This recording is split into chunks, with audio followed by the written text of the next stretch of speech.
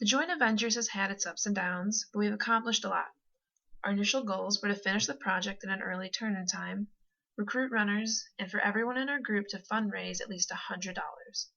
At the time, trying to complete these goals seemed stressful and hard and tedious, but just like Boys to Men, we've come to the end of the road. And you know what? Looking back, it really wasn't that horrible. It was actually kind of fun. We kicked off our fundraiser by having some of our group members get together and pass out flyers for the Jingle Bell Run at the Susan G. Komen Race for the Cure Memorial in Bloomington this past September. And then later on, we set up something on October 24th. We ended up putting together a benefit show at Firehouse Pizza and Pub. About 4 bands played, and we ended up making well over $300, not even counting our tips. But all the thanks goes to our group member, Matt Doler, who since working at Firehouse was able to put up not only a can, but the whole benefit show for us. The rest of our money came from our cans that we put out and that were placed not only around Normal, Illinois, but back in our hometowns as well. Our cans collected well over $30 and almost to $90 total. Our initial plans changed, though, as the semester went on. For instance, since we're broke college kids and our friends are broke college kids, not everyone was able to recruit runners at $30 a person. So we said whoever can get runners will sign them up, and at the end decides who needs the most money, and we can divvy up the money that way to whoever needed it. And one of our initial goals was to also have a bake sale, but unfortunately it didn't go as planned. It was caused by insufficient funds and insufficient time. We all have obligations outside of school, and it became too much of a hassle to rearrange this kind of time. And like I said before, we have insufficient funds, and cake mix tends to cost a little bit more than ramen noodles. Another aspect that changed a couple times was our group itself. A month into our group, we were given a new member, Jeff, who fit right in with our group norms. But the thing is, we didn't have a set job for him to do. Then towards the end of our project, we ended up losing a member, Eric, our second treasurer, because of his lack of effort, which led Jeff to take his job. But we still maintained our goals and feel like we succeeded as a group.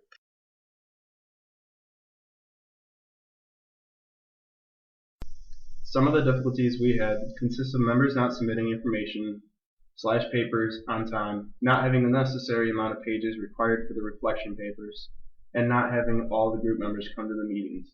I want to start off with the members not submitting information/papers on time. Throughout the semester, our minutes agenda person submitted the minutes and agendas on time for the most part, except for the 2 or 3 times he was late.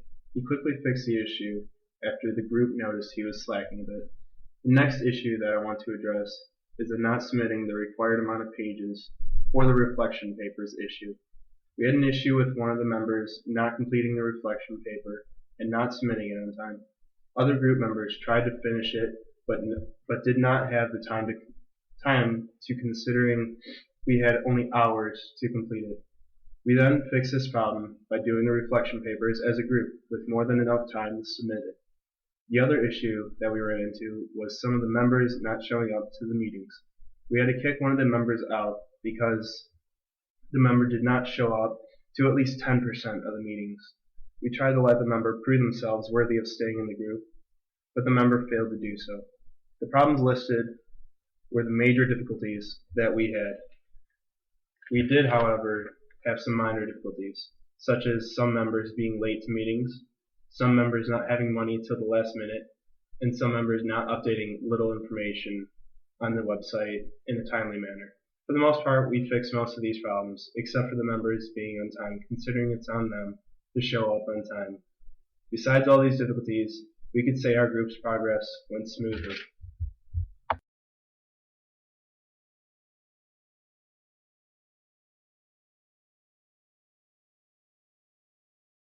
The first event we had, we volunteered to pass out flyers at the Susan G. Komen Run. Worked out great. We got to meet or get used to a lot of our group members and see how our group worked, and we formed a more cohesive group, and it ended up being a lot of fun. The main event we had was a benefit show at Firehouse Pizza and Pub. It was originally supposed to be on October 13th, but then there was scheduling errors, and we got it postponed to October 24th. To get this going, I had to contact the manager of the place and set up a date, and then started getting in contact with all the bands and letting them know it would be a free benefit or a benefit show where they weren't going to be getting paid, but all the money's going to be going towards the Arthritis Foundation, and all the bands were happy about it. We ended up getting over 70 attendees to the thing, and with a $5 entry, so we raised over $300, which was a huge help to our goal. Some of the group members stopped by and worked the door, which was a great help. And overall, we had a great time. It was a great atmosphere, and everything went smoothly, and it was really great. We also obviously attended the run, and it was a great time. Almost all of our group members ran in it, and we felt really accomplishing, and it was a very good experience. And as far as task and relational outcomes, for our accomplishments, the ones we actually got completed, our benefit show, which went great. We raised a bunch of money through canning.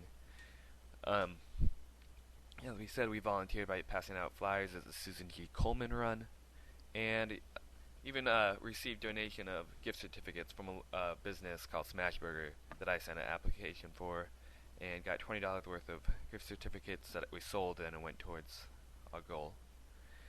We partially completed our goal of recruiting runners. We got 4, whereas we were supposed to, I think our secondary goal of runners was 10, but it was mainly due to certain people in our group were having this really hard time recruiting people. One of the accomplishments or one of our tasks that we didn't actually complete, which we were hoping to, was a bake sale, but that was mainly due to scheduling errors, and it was hard to get that going. The decision-making process that we used primarily was brainstorming. It was a great way earlier in the semester especially to get a lot of creative ideas and have everybody put everything out there, and then we could go and see what ideas were the best. And on several occasions, some of the group members acted as facilitators. If we got off track, they would step in and say, "We need to focus," and that would be a great help. So overall, the satisfaction of our group, I feel like we reached consensus on most of the decisions. There was even a few where we didn't have consensus. There was the idea of selling T-shirts, and I acted as a central negative and brought up that I thought that if we don't sell them, we could end up losing a lot of money. And they thought about it and realized it was a good idea, so we made consensus on that we shouldn't end up doing that goal. We ended up being a fairly cohesive group, and overall everybody ended up feeling pretty comfortable every time we met, and we made friends, and overall the satisfaction was pretty great.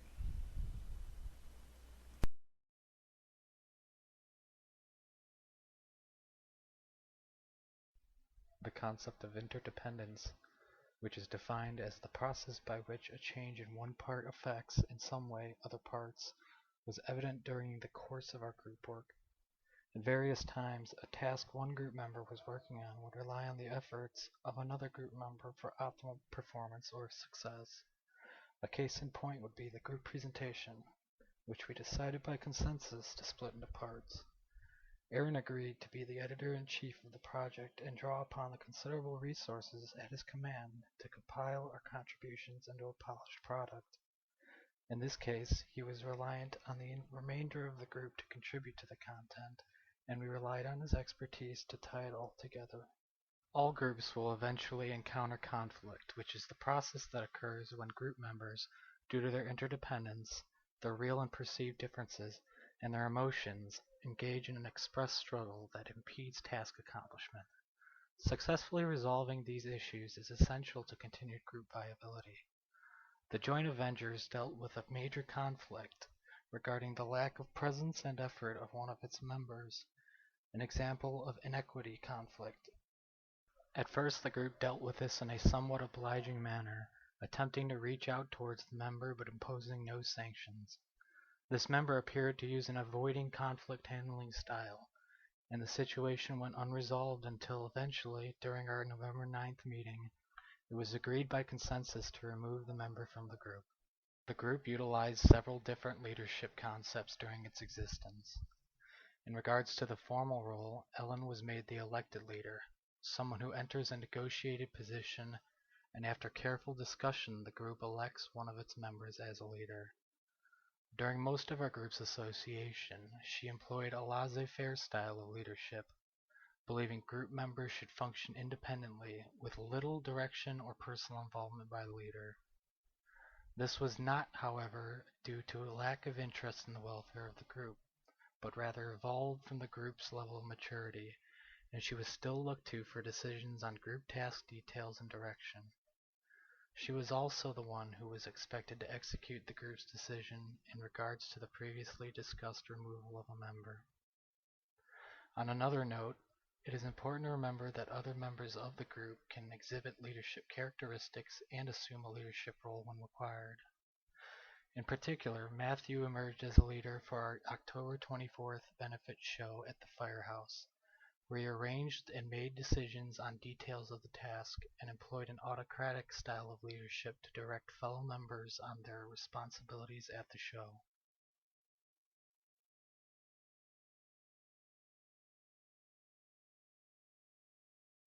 If you were doing a project similar to this one, you would make sure that everyone was to be given a role and to understand their designated role. A leader needs to emerge at the start to make the group start early on the group assignment, stay on task, and to make sure that everyone is doing their role properly.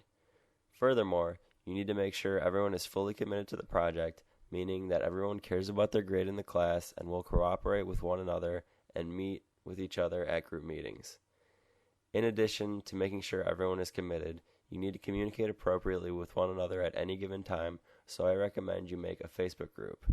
Here, your group members get to communicate with each other at the click of a mouse or even on a cell phone. Always make sure that everyone attends the group meetings.